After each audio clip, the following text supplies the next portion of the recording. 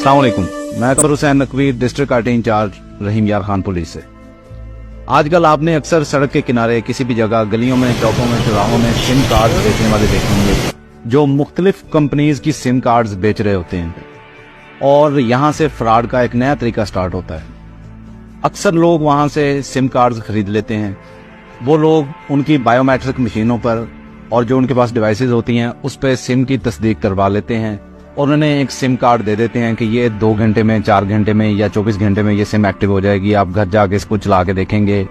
वो बड़े सस्ती ऑफर्स के साथ ये सिम आपको दे रहे होते हैं।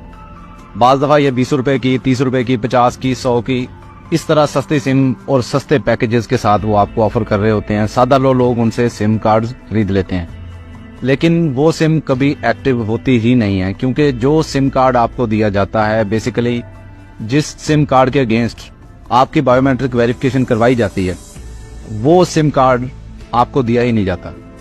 वो सिम कार्ड बाद में एक्टिव सिम कार्ड के तौर पर 3,000 से लेकर 10,000 रुपए तक उसको ब्लैक मार्केट में फरोख्त कर दिया जाता है। ये मुख्तलिफ फ्रॉड करने वाले लोग जो फोन पे फ्रॉड करते हैं, बैंक के नाम से फ्रॉड करते हैं, या किसी और तरीके से आपको जाली फोन कॉल करते हैं जीतो पाकिस्तान के नाम से, या कोई और बहुत सारे मार्केट में नए फ्रॉड के तरीके मौजूद हैं, आपको पता है। तो ये सिम कार्ड्स उनको